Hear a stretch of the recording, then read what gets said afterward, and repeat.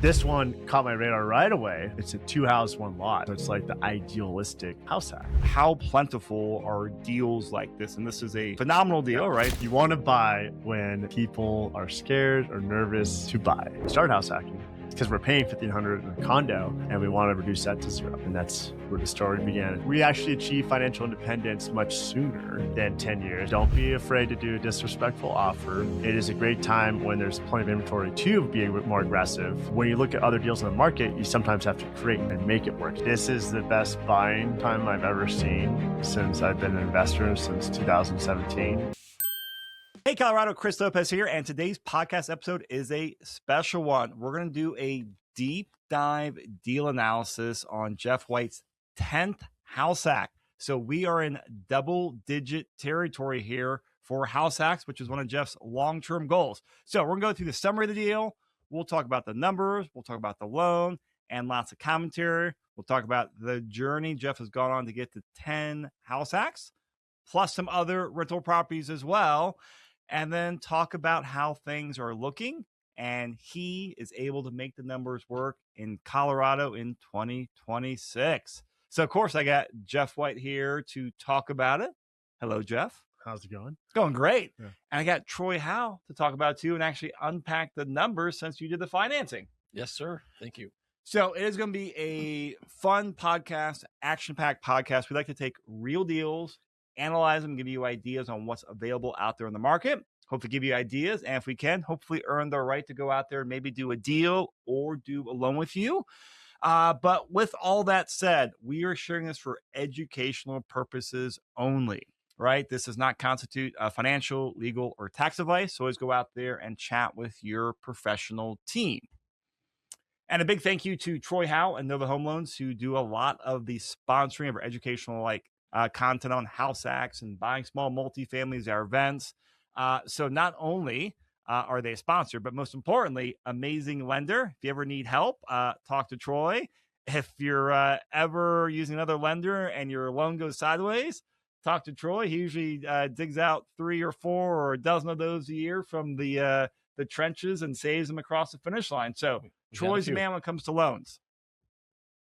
Jeff. There we go. You ready to house hack number 10? Yes. Yeah? Let's do it. All right. So you and Suleyka just closed on this within last week or 2 weeks ago? Last week. Last week, Monday. So Monday. early May, you closed on number 10. Set it up for us, man. It's exciting. Yes. And congratulations, by the way. Thank you. Yes. It's been a journey. That was my original goal back in right when I met you. I think I told you, we want to do 10 house hacks. About 10 years ago. 10 years. Yeah. About 2017. He's on pace. Yeah. Yes. 2026. So yeah, basically we started in 2017. We had a payment of $1,500 a month. That's the whole reason we started house hacking. It's because we're paying $1,500 in a condo and we want to reduce that to 0. And that's where the story began in 2017. We sold the condo, bought a fourplex, reduced it down to 0. And that's like a life changing right there, because for majority of earners, you have rent or mortgage payment, and usually you pay 100% of it. And paying 0 of it, now we save that $1,500 per month times 12, which, Troy, is at 18,000. Yes. Okay. that is 18,000. Yeah. And then to get, that's net tax or after tax. So to get, that type of raise with just living in a fourplex in your own unit, I mean, that's pretty much really 20,000 plus a year. Yeah, it's amazing. And most people don't pre-tax, like they get 3% raises in most W-2s. So that's where it all began. And we've done every strategy since then, from Airbnb, long-term rent by room, Section 8, a little sober living as well. But the big thing is you have to commit to living in each of these properties for 1 year, which we did. Thank you, Jeff. We've moved. Yes. So we're honor the loan. Yeah. You have to be professional movers and downsize. I think that's the tough thing mentally. Most people struggle with is, like, Chris, if you had to move from your Highlands Ranch house right now, I would love to downsize. Yeah, really. But the rest of my family would not. Yeah. So Chris is down. I'm a minimalist. And that's what most people struggle with, actually. That's pretty common, right? They have so much stuff. And just the thought of, like, how am I going to go from a 4-bedroom house or townhouse to a 2-bedroom? It's like, now you got to throw away stuff or donate it. And most people can't because they're attached to those possessions, or they don't want to go, they look at going backwards, but really it's kind of doing 2 steps back to do 3 steps forward. But yeah, the reason we came up with 10, actually, it was just a random goal I had. I was like, oh, I'll just do 10 house hacks, 10 fourplexes with FHA loans, $500 a month. That was my 2016 goal. I didn't know you could buy. You have 10 FHA loans, but that was my initial One goal. problem, but yeah, that was just, it was minor. I wrote down Minor issue. And then obviously after that first one, we had to pivot a little bit. Then I found out later, and then we actually achieved financial independence much sooner than 10 years. That was just a generic goal. It's like 5,000 a month. Cool. If we get there, we could one of us could leave our jobs. And we actually hit it around year 5 mark because of the low interest rates and all the strategies we're using to maximize cash flow. And then, part of it was a market. You're also a phenomenal operator, right? That's a big part of it too. Is there's the market, which is kind of a little bit of luck and running trends, and then there's it is buying right, but also most importantly operating right, and that's the hard part. Operating is where a lot of people don't maximize. Yeah, and you're very good at maximizing. Yeah, and I love that. That's my. And you learned a lot along the way. Oh yeah, I mean, you had some trial and tribulations. It was slow is smooth, right? That's where people I think get too caught up of oh, I want to get 10 units, 20 units. That they want to grow so fast. But if I gave you 20 units tomorrow, you'll make 20 mistakes. You make one mistake, you make it 20 times. Yeah. But if I give you 1 unit or one property, you'll learn everything you can. And then if you go slow and steady, then going from 1 unit to 20 units over a long period of time, you don't hit those mistakes. Yeah.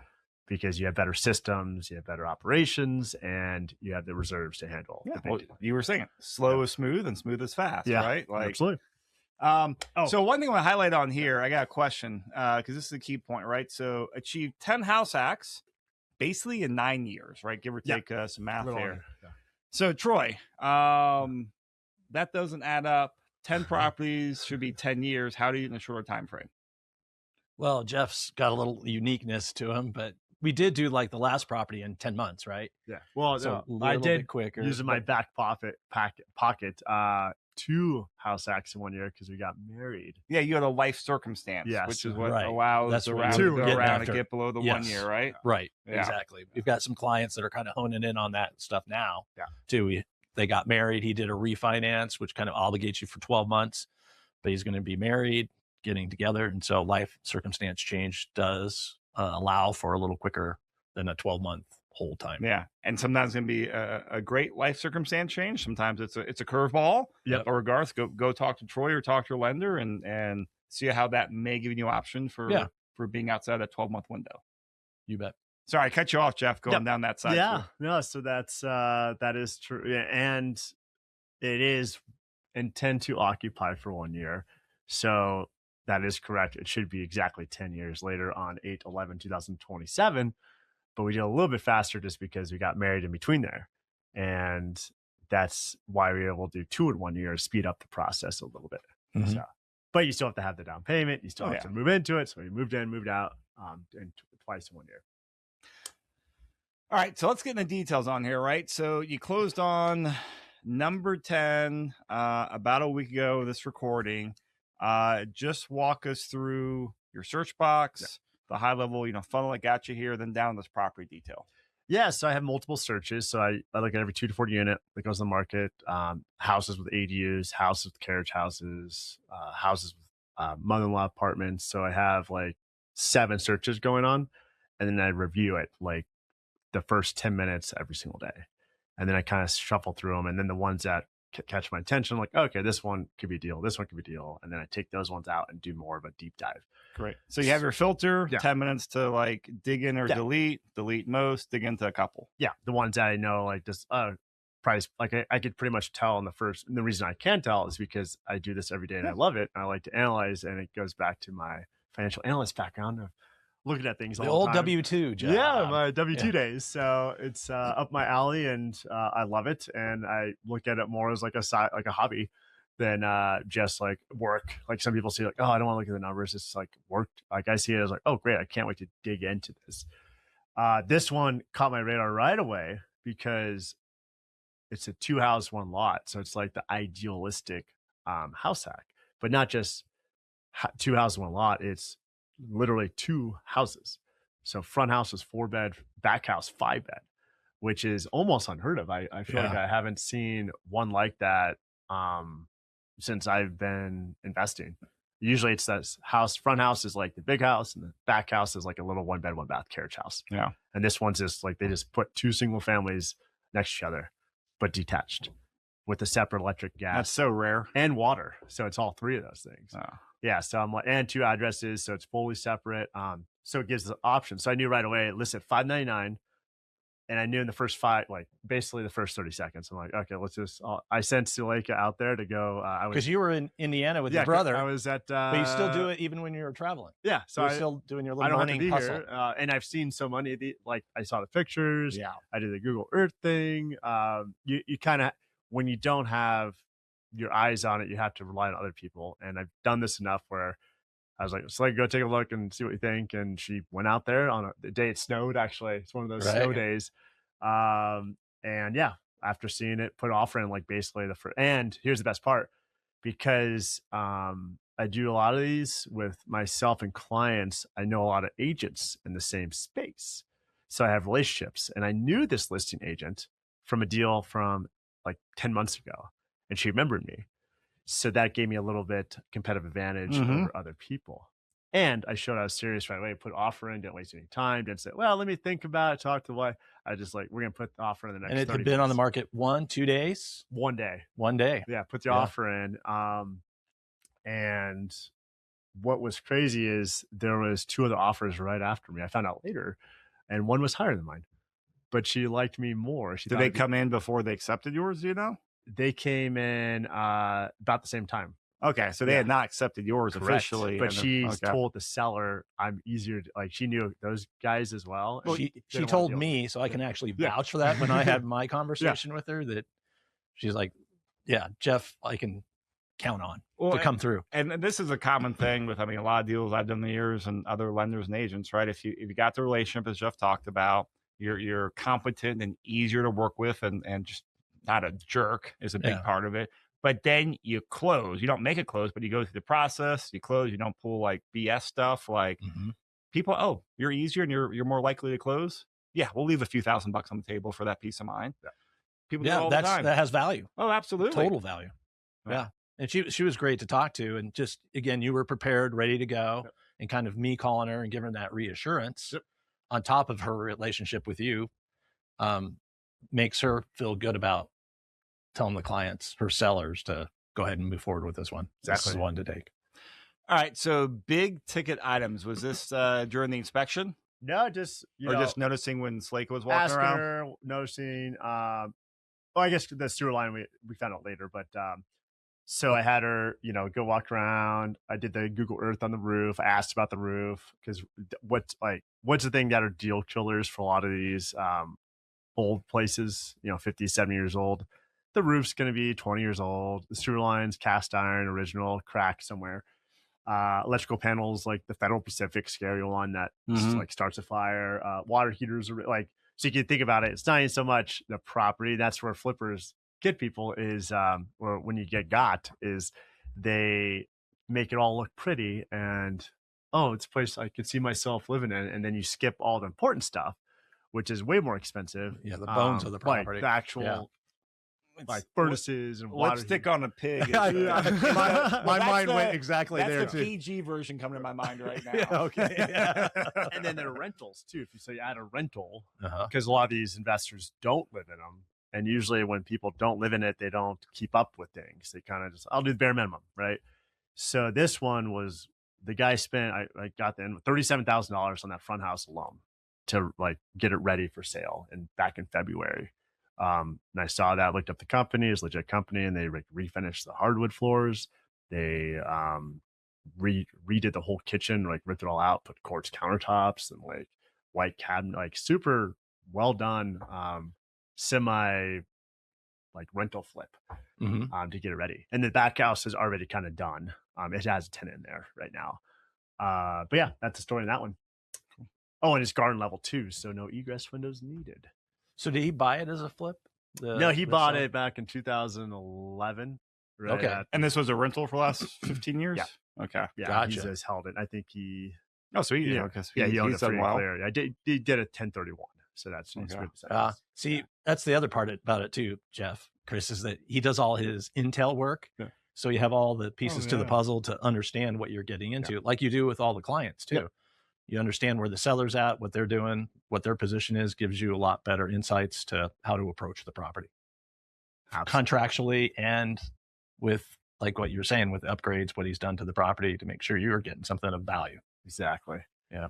And this is where, so lead into it, the strategy. So how do I know it's a good deal before I more or less know right away? It's because I know when you look at any deal, you look at it from the lens of, if I do one or more strategies, which one can work, which one works better, good, better, best, right? Yep.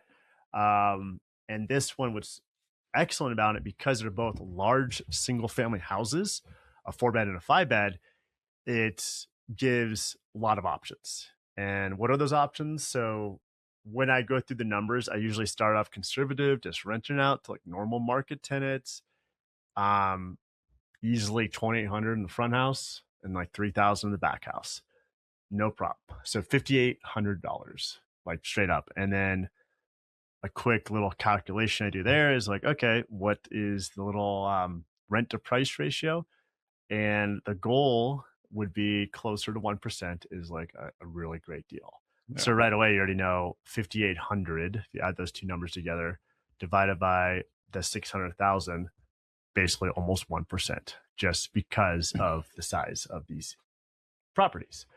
So I'm getting like a 2-for-1 special here. It's like I'm buying 2 single families for $300K. And that's the way I kind of look at it too, is like over there, and that it's in Athmer Park.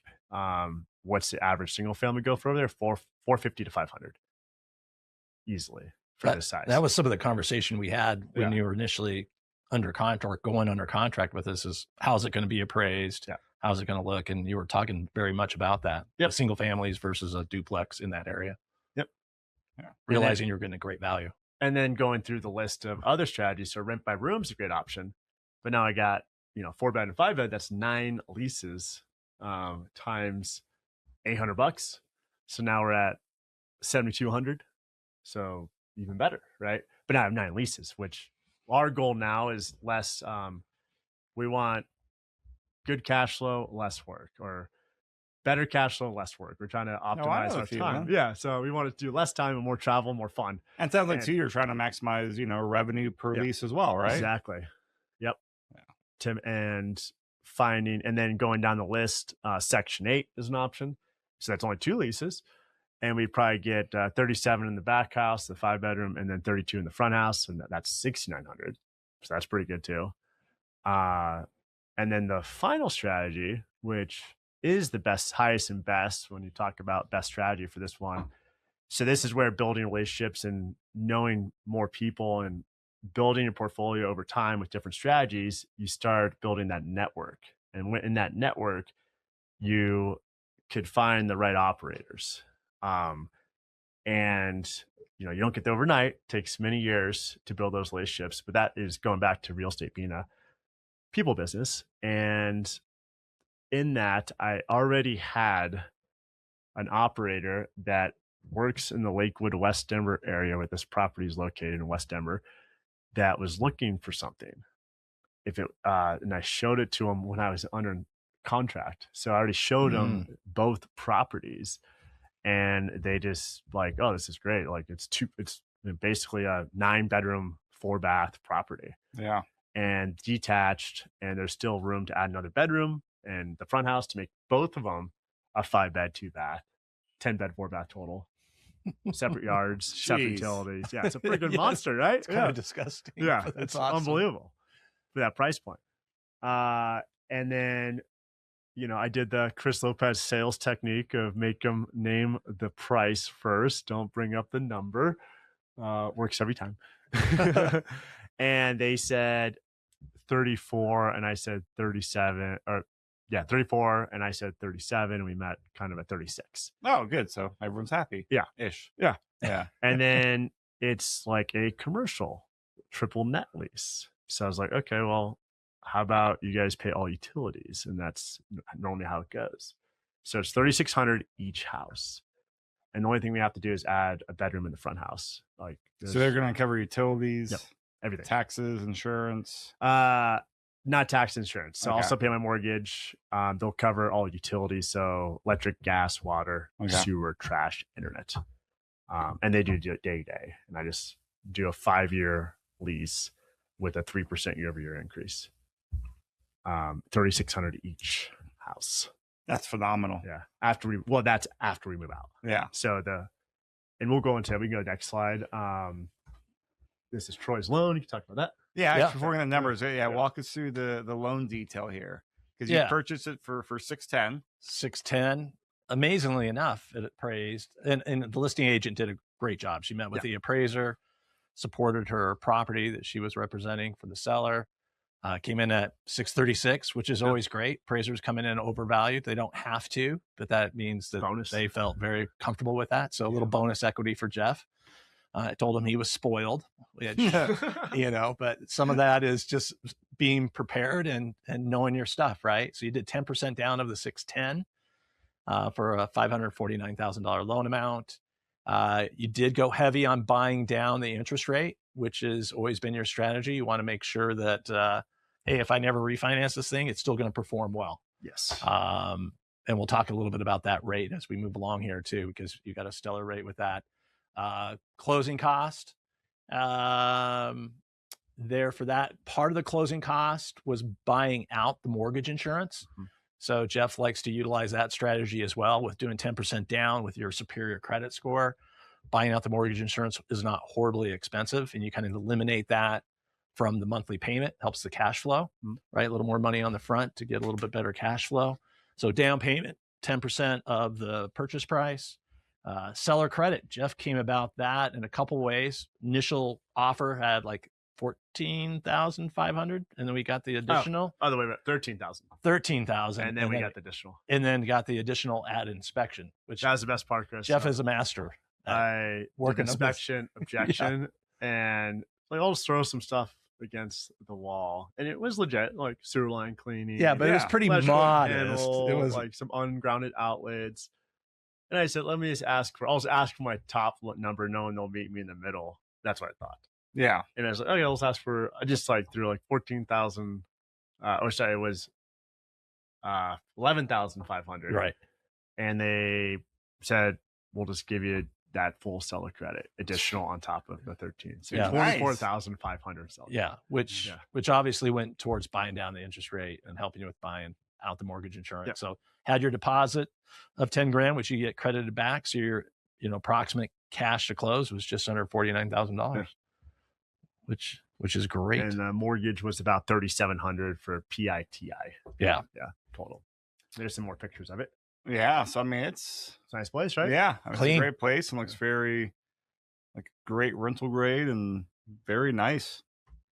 All right, so we got two spreadsheets here that we're not going to go through the details on it because these are, just big screenshots here. But these are actually screenshots from a spreadsheet that Troy here built, I think 2 years ago or so. Yep. And it was really cool because it allows you to kind of see year one cash flow, and you either move in if you're a house hacker or if you're a landlord. A lot of times that year one is a stabilization period, right? You got to do something to add value, increase rents. And then year two, assuming we're kind of getting that closer stabilized rate area, it shows what that looks like and gives you some options on here as well. It's a really handy spreadsheet, and it's great to minimize like having to make like 2 copies all the time, the same spreadsheet. So Jeff prepared a detailed house hacking underwriting analysis with his numbers underwriting, and also a detailed investor, so to be a landlord at 20, 25% down payment. If you guys want to view this in detail, let us know. Email one of us. You can also get a copy of the spreadsheet to your own underwriting. It's a really, really handy tool, and it's a free thing that Troy provides for people to use. Now, what we're going to talk about here on this slide is just kind of like the high-level executive summary of the key points on here, so you can actually read the spreadsheet.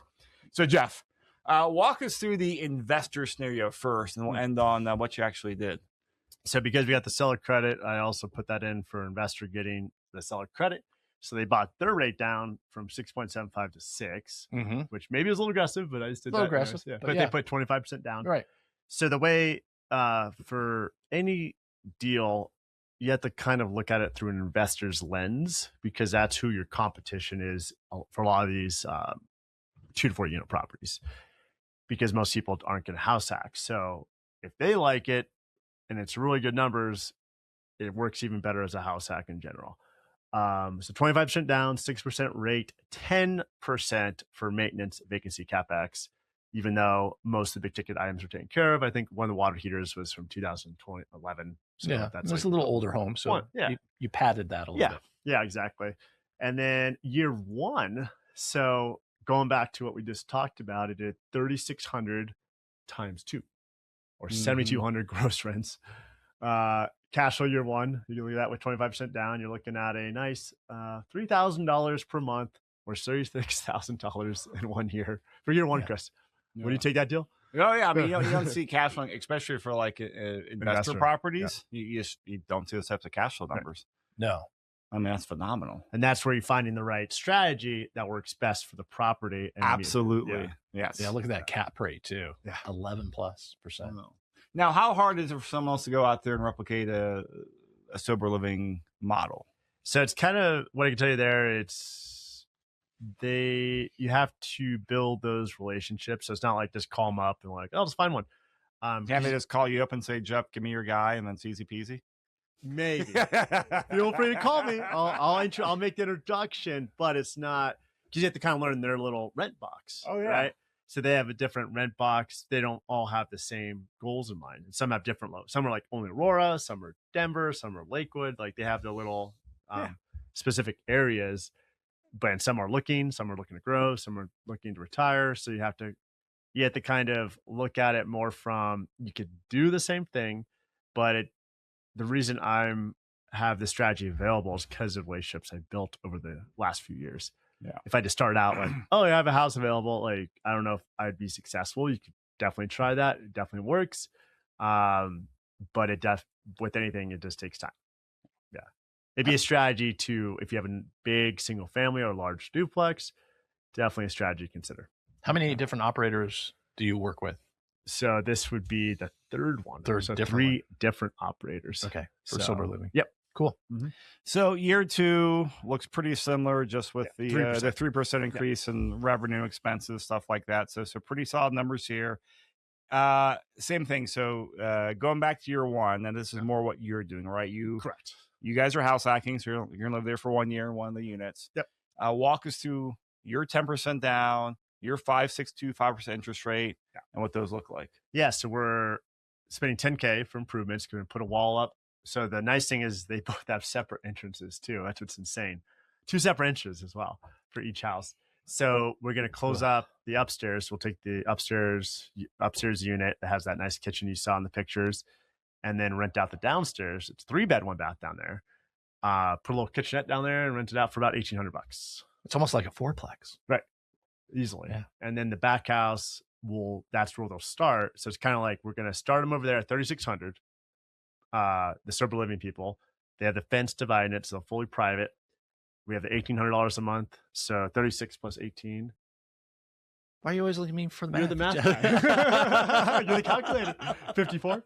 Yeah, 54, and my mortgage is 37, and you hold 10% for maintenance, vacancy, CapEx. So living there, we will get paid $587 per month to live there, and that's after paying all utilities too, because we'll still pay our utilities.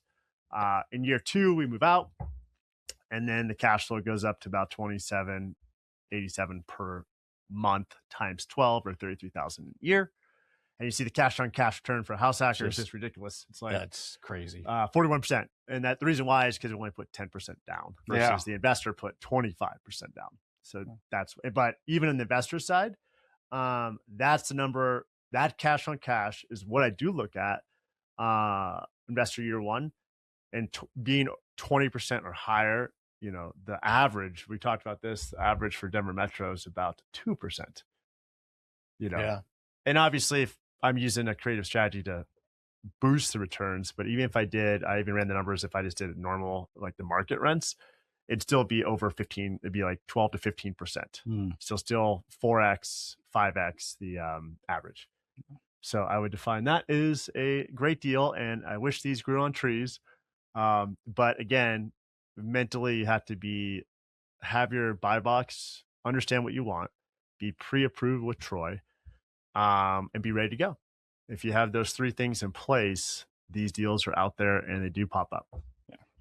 One of the things I really like about this, one of the metrics I look for, and it's hard to see here in many markets and in Colorado, is just like where interest rates are at and where cap rates are at, right? Like ideally you want cap rates above interest rate. In this case, you're at a 11% cap rate. And that's what's called positive leverage, right? Hey, you're borrowing money, it's going to enhance your return. Where when you're at like, let's say a 6% interest rate, but then a 4% cap rate, you're at negative leverage, and that usually does not help the cash flow. And so I think that greatly reduces the risk. And the flip side, usually the bigger that is, the higher the cash from cash return is as well. And obviously cash flow mitigates a lot of the risk on that. So I like that too, because you don't see, you got a 5-point-ish spread on here between your 6-ish rate and the 11 cap rate. Like you don't see that too often. Yeah. A lot of times you might be, oh, cool, I got a point or two, right? And this is just phenomenal. Yeah. And that's where I jumped that. Now you see why I jumped on it so quickly. It's like I knew right away that it's like a 2-for-1 special, because just buying, you do see duplexes that are the large variety of in Lakewood specifically, or Westminster, the 4-bed on the 4-bed 2-bath each side. Those do exist, but usually they're like 700,000, 800,000. How hard are deals like this, or I'll say numbers like this, how hard is for someone to replicate out there, right? They're listening on the podcast. Oh, wow, just got this amazing deal. Keeps the best ones for himself, right? That's always, I had that thought years ago in real estate investing, and that, like how plentiful are deals like this? And this is a phenomenal deal, right? Very, very, very good deal. Can you give us a spectrum for, deal flow and opportunities out there for people? So this one I would definitely say is more rare. Probably might be 1 to 5 deals in a year like this on the MLS. Like this would be, we were very fortunate to time this just right. But as Troy knows, we don't hog all the good deals. We've had people beat us in different years. Absolutely. For sure. I wish I could hog all the great deals. But this is just more right place, right time, ready to go. Yeah, anyone can work with your timeline. Yeah, and it was the timing. Yeah, for sure. Because I would have one of the clients would have swooped up and got this, no doubt in my mind, if we weren't looking ourselves. Yeah, but yeah, to answer your question, Chris, so average, good, great. Like those are the types of deals. And average, you could find those 1 to 2 a month. Good deals, I would say 1 to 2 every quarter, and then great deals 1 to 5 every year. And so that's we put this in the stellar category. Yeah, this one's almost like well, also don't forget I'm doing a strategy that really squeezes the most return out of it. If I just did like a Section 8 or market tenants, right, it'd still be great. It would probably be a 5%, 10% lower cash on cash. Yeah, which would still be fantastic. Oh, it's still a great deal. Yeah. So again, I just wanted to go out there because, like, I'm a big believer in, like, great deals, good deals. I always use the bus metaphor, right? Hey, this one didn't work out, or you missed out on it. Cool. Wait 15 minutes, wait 30 minutes, or whatever. There'll be more there. Just be ready to jump on it when it comes by, because there's something I've learned. No matter what real estate cycle we're in, there are always deals out there, assuming you're willing to, like, bend to the market and do the best you can to bend the property to a strategy that works the market and works for you as a landlord. So I love it, and I'm glad to hear that there's a good deal flow out there. Absolutely. And I think the next I think the next 2 years is just gonna be such a great window for buying, especially like for multifamilies, unique properties like this. And I think the next couple of years is gonna be just a great window. Yeah, because you said it exactly right. Is buyers, if you're in the market, you want to buy when people are scared or nervous to buy. Yes. And when there's no competition, right? If there's a bunch of competition, like during COVID, that's the worst time to buy it. Then that's what people experience. They got 3% rate, but they have to go 50, 100K over. And now they're kind of locked into that property with bunk beds. They can't sell it. Their kids, so they can't go to Highlands Ranch and join Chris over there. they got to stay in a 2-bedroom house. So that's the trade-off. So these deals do exist. There's more of them. And that's the big thing. I think the takeaway on this one is find the right strategy for the property, because this property, the reason that operator loves it is not so much the one house in the back. It's because they get basically 10 bed, 4 baths. Oh yeah. And 2 detached structures, to all the parking, to not much yard, which is my favorite part. Right. Zero-scape. Zero-scape. But enclosed to public transit. I mean, it checks a lot of boxes for them. And they start with one and they go into the next one. So it's a good lead in. Instead of, oh, here's 2 properties, figure it out. We kind of make it a win-win for both. Yeah, and just to piggyback too on what you said, being ready, being prepared, knowing what your buy box is. I mean, we had a great example with Jackson, who we did that webcast about a month and a half ago, 2 months ago, and he was ready. He saw it, he jumped on it, and got under contract, closed it, and is doing great with it. 3-unit out in Northeast Aurora. Yep. So, knowing what you want to do, being prepared, like you were, ready to go, you can take advantage of something like this. Yeah. All right. So as we wrap up on here, like any key details you want to share on this property, or key points to end with people out there looking to buy their first, next house hack, or a landlord just looking to go out there and get a, buy a good fourplex at a pretty good price? Yeah, I would say this is the best buying time I've ever seen since I've been an investor, since 2017. It's most negotiation power, lack of competition. Prices are compressed, and it just takes finding that motivated seller, right? How do you know if they're motivated? You really don't know. They say motivated seller, but you don't go for those necessarily. You Put an offer and see what they say. So I just had a client go under contract yesterday that it was listed at a single family, $599, and they did a cash offer, $515, and we did that 3 weeks ago. They said no. We came back a week later. They said no. And guess who came back yesterday? They did. Oh, hey, still interested? Yeah. So we got, what is that, an $85K discount? Wow. Because of the market. Yeah. So that's example of, don't be afraid to do a disrespectful offer. It is a great time when there's plenty of inventory to be more aggressive. And that's how you kind of create. So this deal is obviously a great deal, but when you look at other deals on the market, you sometimes have to create the deal and make it work. So, okay, it doesn't work at 600, but let me get it. If I got it for 550 with a 50K seller credit, I get the rate down to low 5s. Now this thing really works. Yep. So that's how you kind of build a deal, instead of just try to hope of oh, well, I'll wait for this thing to drop 100K. Like, they're not going to advertise, we'll take 100K less. So yeah, you got to ask, and you'll go through the nose, but you'll go out there and find some great properties. All right. Well, great podcast, guys. Congrats, number 10 again. Thank you. Well, Jeff. That was really cool. So for people out there, again, our goal here is to educate. We use this to networking as well.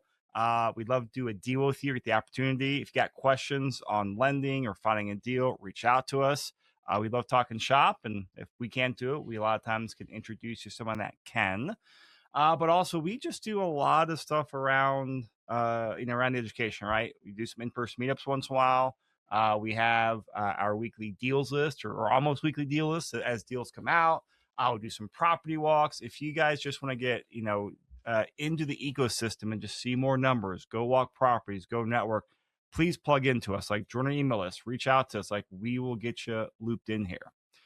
Jeff, Troy, thank you so much. Another fantastic podcast, guys. Thank you. Thanks, Chris. All right. Bye, everyone. We'll see you next week.